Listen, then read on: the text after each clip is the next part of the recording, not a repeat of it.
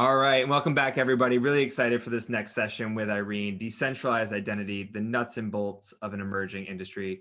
We've been talking to Irene now for several months. I guess we met, early fall, late summer. Been following Gataca ever since, a really amazing company. I want to welcome Irene to the digital stage. Welcome, Irene.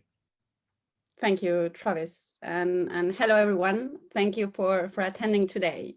My name is Irene, and I'm the founder and CEO of Gataca.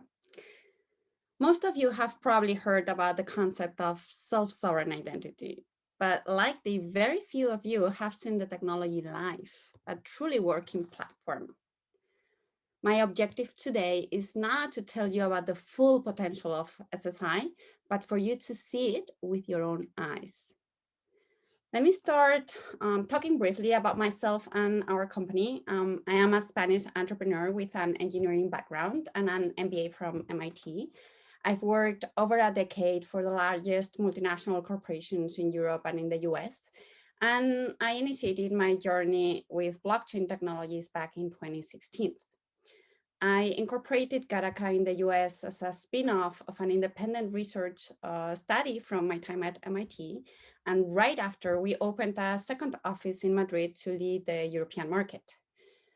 Over the last 3 years, and thanks to an incredible team, we've accomplished great achievements, honestly. We've developed one of the most mature full-stack decentralized identity platforms in the market today.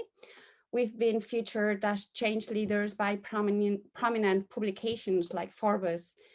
We've been invited to speak in global identity and blockchain conferences around the world, having contributed to development of standard specs in the W3 consortium. And one of the roles I'm most proud of, we've been contracted as the main experts to help the European Commission build a decentralized identity for Europe.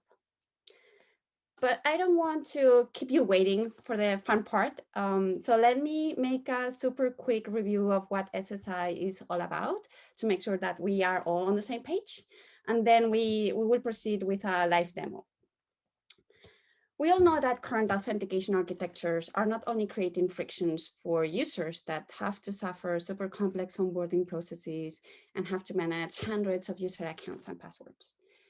Problem is with businesses, they concentrate so much sensitive information that they're becoming honeypots for hackers. And even importantly, they're spending millions of dollars in KYC and GDPR compliance. But everything is changing now. Decentralized technologies allow us for the first time to define a new way of managing our personal information. A single digital identity across all our services worldwide. We empower users with an ID wallet in their phones and with verified credentials so that they can have passwordless, instant, and government-grade secured access to digital services. Our decentralized platform also includes Gataca Certify, which are credentialing tools for issuing authorities so they can design and issue verifiable credentials, and Gataca Connect, which are single sign-on authentication tools for businesses. Let me switch to the demo so that you can see all of these modules working at the same time.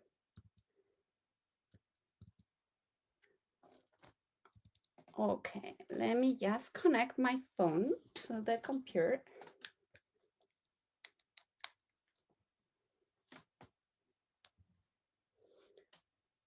Sweet.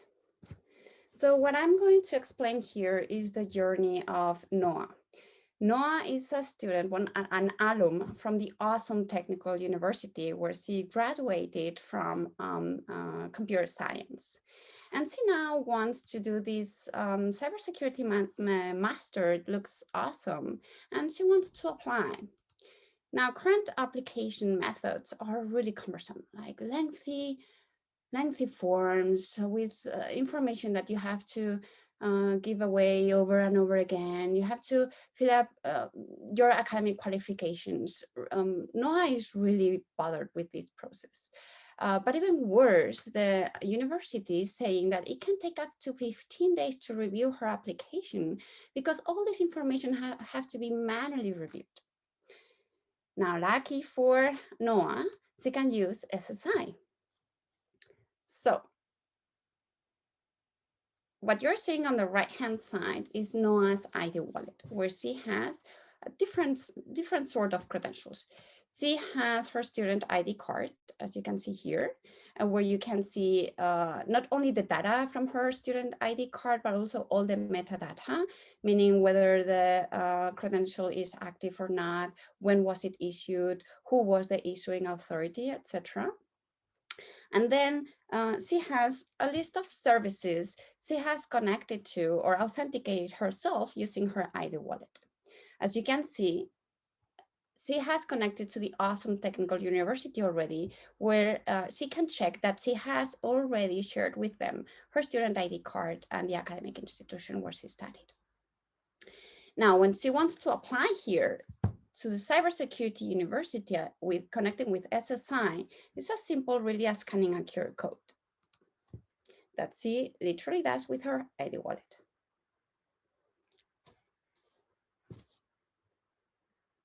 Now the cybersecurity university is telling Noah, you need to share with me all of these verifiable credentials from your wallet in order to apply to this master. Now, if you can see, there are some credentials that Noah does not have yet. These correspond to her bachelor degree. So she decided to go to her awesome technical university and check whether she can download that verifiable credential. Now, she goes to the awesome technical university and wants to access her virtual campus. And luckily for her, she can do that with her ID wallet as well. The user experience is exactly the same. The university presents a QR code for authentication that she scans with her ID wallet. And because she has already provided consent, she can access the student portal instantly without giving consent again. She can revoke that consent at any time from her ID wallet. Now, if she goes to her profile, she can check that she successfully graduated from computer science and that she got a great grade. And she can download that credential. That's awesome. So what she does is literally the same, scanning a simple QR code with her ID wallet. Now, the university wants to make sure that the person requesting to download that credential is the same person that signed into the portal. So the university is asking again for some authentication credentials, the student ID in this case. She provides consent, verifies the transaction with biometric, and the wallet says that the credential will be downloaded automatically. And as you can see, Noah just received a notification in her wallet saying that the credential is ready. If she refreshes the screen, you can see that the university qualification, the university credential, has been downloaded automatically to her wallet. Now, if she goes back to the cybersecurity university to apply, she scans now the QR code with her wallet. And now, as you can see, the wallet automatically detects that she has all the credentials necessary to apply. She verifies the transaction, and in literally less than 1 second, she has successfully applied, fulfilled the form, and the university can have the assurance that all verifiable credentials have been validated. And here that's all I can show you from a live platform in self-sovereign identity. Let me go back very quickly to wrap up about what we're doing here. One very important thing about decentralized identities is that the time is really now. When we started 3 years ago, we were really imagining a future. Well, that future has already come. There are multiple governments worldwide working on this concept. The European Commission is adapting its legislation to foster SSI. Japan, Singapore, South Korea, they all have national projects. Latin America is leading a regional approach. And Canada even has already advanced pilots. In a nutshell, this is a market growing at 80% CAGR. And the leading industries are governments, universities, banks, and the travel industry.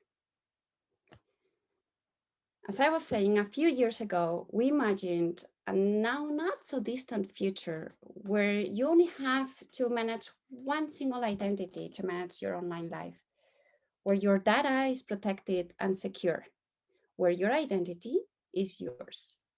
If you want to help us realize this future, please don't hesitate to reach out to me later. Thank you. That was great, Irene. What a demo. It's hard going for the live demo. You crushed it. Very, very cool stuff. And I know you guys have been working on this for quite some time. We're going to talk about more of your startup journey here in a second, but we want to answer some of those Q&A questions that were coming in during your session. So the one here that kind of comes up a lot with self-sovereign identity and on-device identity management is what happens if the user loses their phone? What is the backup mechanism that you have in place here? Sure, yeah, it's one of the main concerns that the user market has.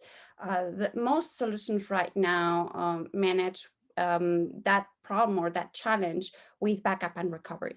So users can just perform a backup of their wallets and recover it in a new phone if that's the case. Now, a most important question here is, okay, but if the phone has been stolen, what happens with my old wallet? Can they access it? Can they crack it and impersonate myself? The answer is no, for several reasons. One is because it requires biometrics for everything you do in your wallet. And second, very importantly, is that the private keys that are the key to managing and confirming that you are who you say you are stored in the secured hardware of the devices. So if anyone tries to hack the device, that part of the memory is completely erased. Makes a lot of sense there, and I'm sure there's a lot more that goes in behind that that I'm sure people can, if they reach out, can definitely learn more about. Another question here is, what kind of customers do you currently have using the platform? Is this in development? Is this out in the market? Tell us a little bit about kind of the traction and customers that you're currently seeing. Sure. Our main markets right now are governments and universities. We have a couple of universities piloting the product. We're about to start another with a European University Consortium with 3 more universities. And we are working with government in Europe to deploy our technology at national scale. And does that kind of, and this is kind of going into so my questions now is that, I want to know more about your startup journey, right? Obviously you've been at this for a bit, MIT, you've been around, you kind of, when you talk to people in the space, everyone kind of goes, oh, you need to talk to Irene if you're talking about self-sovereign identity. So tell us about your startup journey on this. Did it start with decentralized identity and SSI, or, give us a little bit of a background on yourself and what got you into this space? Sure. I've not pivoted the idea at all in 3 years, which is very strange for a startup, honestly. Has not been easy, but it has been a lot of fun. I started working at the Media Lab, specifically in the DCI, which is the department that researches on blockchain technologies. And I started researching on a very different business application of the technology, specifically in the energy industry, how to build self-regulated solar microgrid panels. And that's when I got in love with the technology. So I decided to go more in depth. I get very acquainted from the technical perspective. Did a couple of courses there at the Media Lab, and that's when I asked. I came with this concept of it really made sense for me. The philosophy from decentralized technologies is translating the power to the edge, to the end user. And at the time, I guess as a European living in the States, I was sometimes surprised, if not outraged, about how my personal data was treated. And on top of that, I was one of the victims of the Equifax case. And that got me started, there's something fundamentally wrong here. So I started monitoring all the data breaches and what that meant for people and for businesses. And my underlying hypothesis was, if we are moving towards a fully digital economy, this will happen more and more often and with bigger impacts. And the problem is that the authentication architecture of the internet is obsolete. It was defined 40 years ago. Like, we really need to change it now.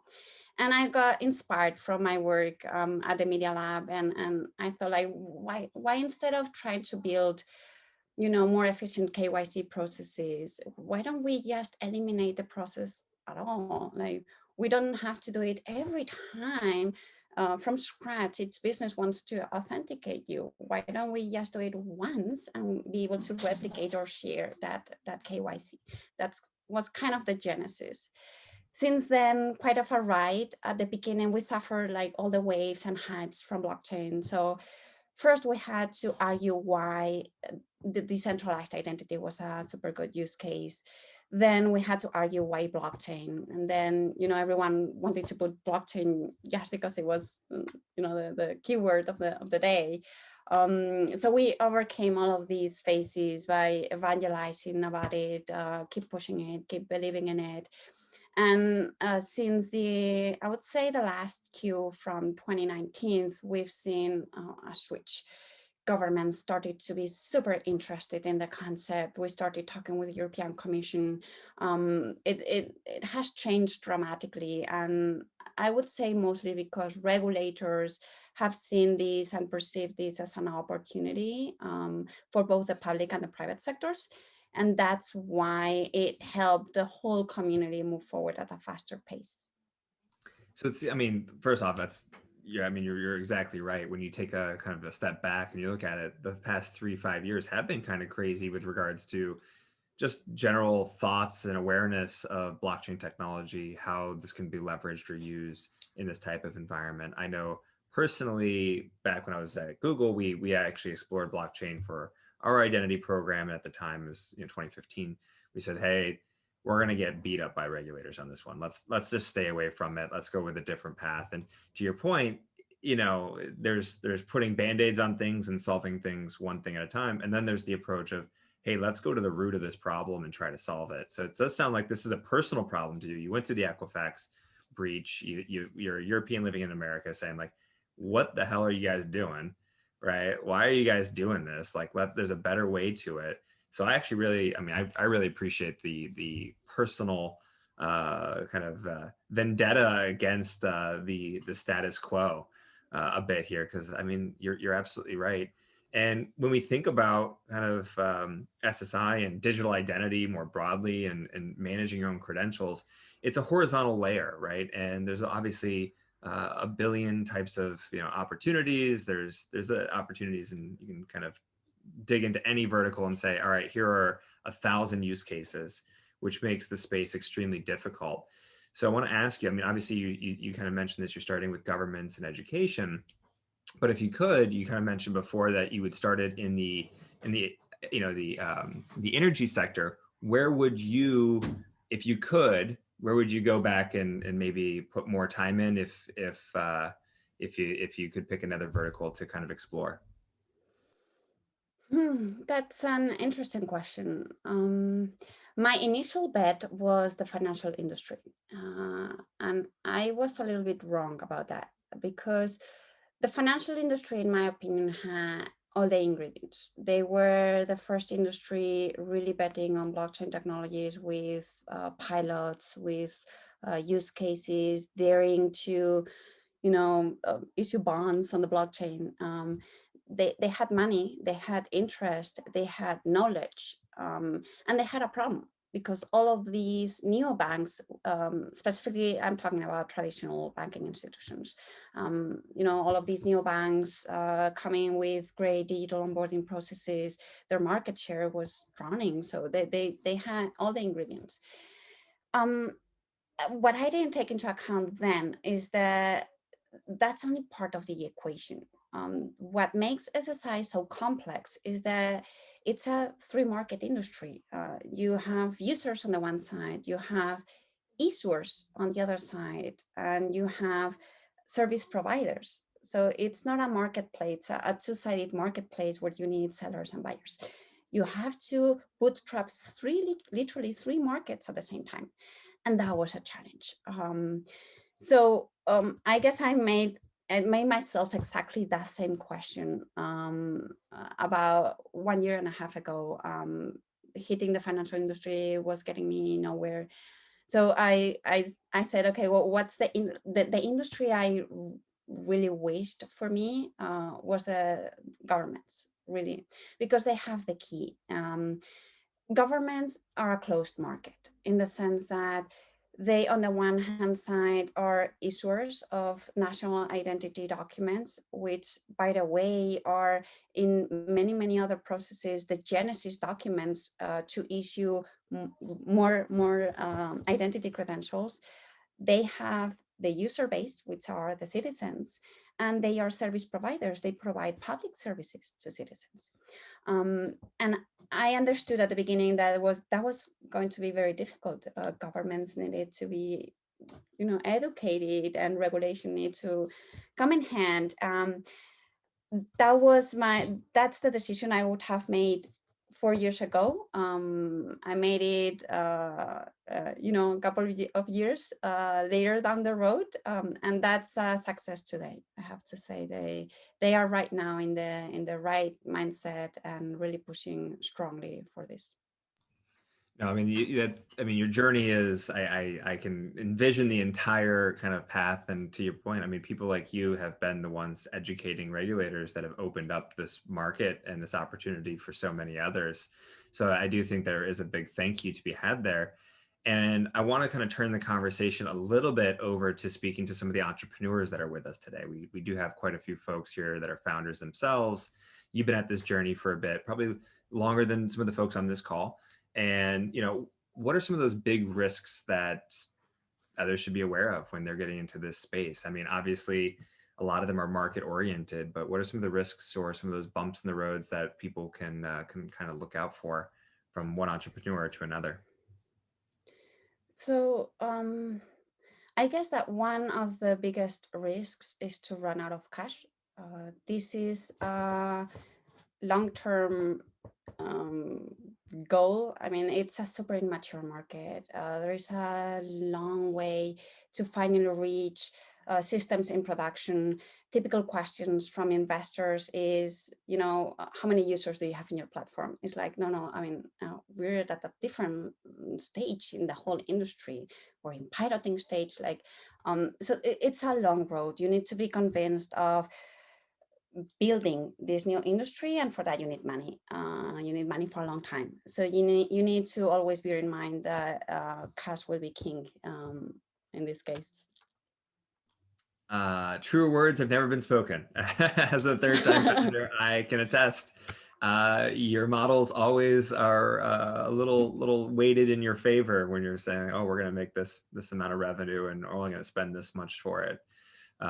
Right? Especially getting started, I think everyone's a little over optimistic. And to your point, things do take longer than what you always expect. And when we're talking about, as you pointed out, an immature or relatively nascent market, you're talking about an entire shift in how we're thinking about personal data.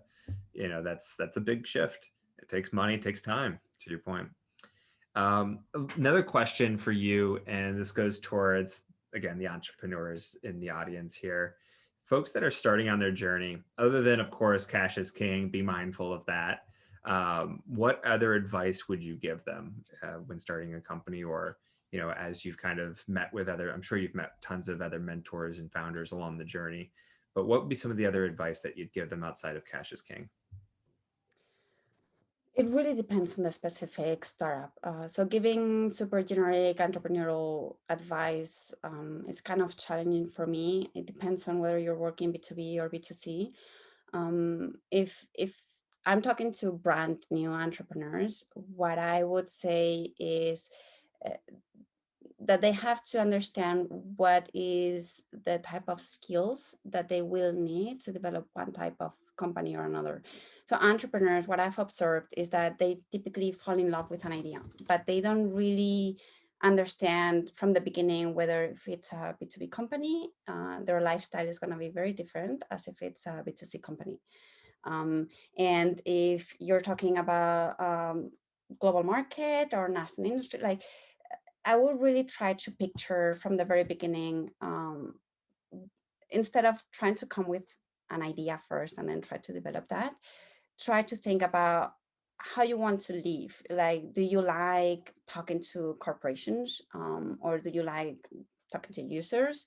Trying to understand a little bit more about what you want to do, as a business person, and then try to come up with industries that match that specific profile, so that then you can find an idea, instead of doing it the other way around. I love that advice. Yeah, I've asked that question to probably 3 dozen entrepreneurs, and no one has ever given the advice, hey, do what you actually like. So you're right. I mean, like, who do you feel comfortable with? Who do you like talking to? Because you're going to be talking to them a lot. They're going to let you down. They're going to help you out at times, and in every different way. So make sure you want to be talking to that type of person and have that type of experience. I think that's great advice.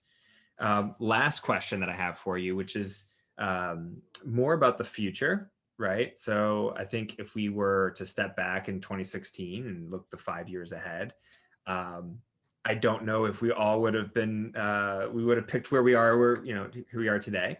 But I'm going to ask you 5 years ahead from now. So looking at kind of 2025, 2026, where do you see this industry? Where do you see Gataca? Where do you see data, and where do you see identity?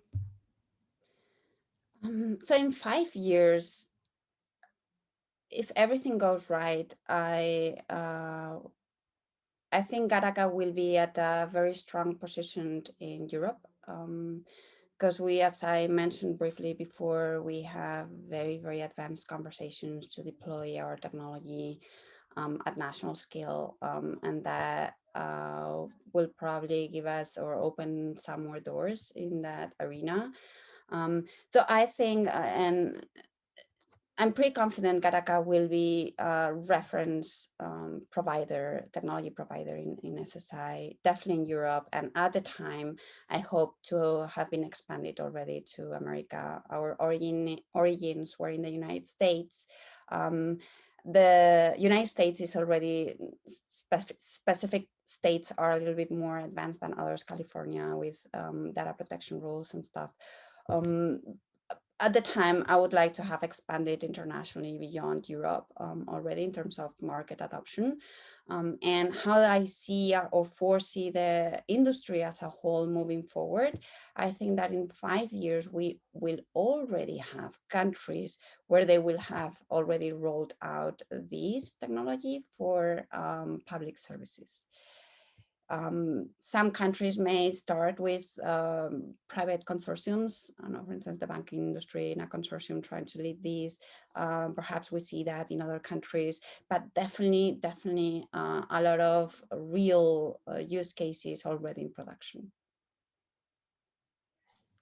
Well, I think that's a pretty fair assessment of 5 years. I think let's as a group try to make that all happen. I really appreciate that. And we just recently did our 2021 predictions, and I think one of the things that we're seeing a lot of is this notion of identity wallets and managing your own credentials, especially here on the US side. And we're all just, when we were doing it, Cameron D'Ambrosi, one of our managing directors here in our advisory practice, which many of the folks on this call know from the State of Identity podcast, we were like, well, what's Europe doing? Right. And, what are those guys doing over there? And let's just go ahead and kind of, get a good sense of what they are doing, and, back in from that. Well, this has been really, really great. And I want to thank you first off for joining us, giving us a look inside of Gataca, a background on yourself, giving some really great advice to some entrepreneurs here on the call. And for those listening, whether you're in a investor role, if you're in a partner role, if you are just interested in learning more about Gataca and how it could be used for solving some of your problems, here's some contact information for Irene. You can obviously email her here. Are there any other ways or any other things, Irene, for ways people should contact you or get a hold of you? Anyway works for me. Email, LinkedIn is a tool I use quite often. I'm pretty flexible on that. Very good. Well, again, thank you so much, Irene. This is just really great, and it's just so exciting to see what you guys have built, and really excited to see where this goes in the future. Thank you for having me, Travis. All right, and as always.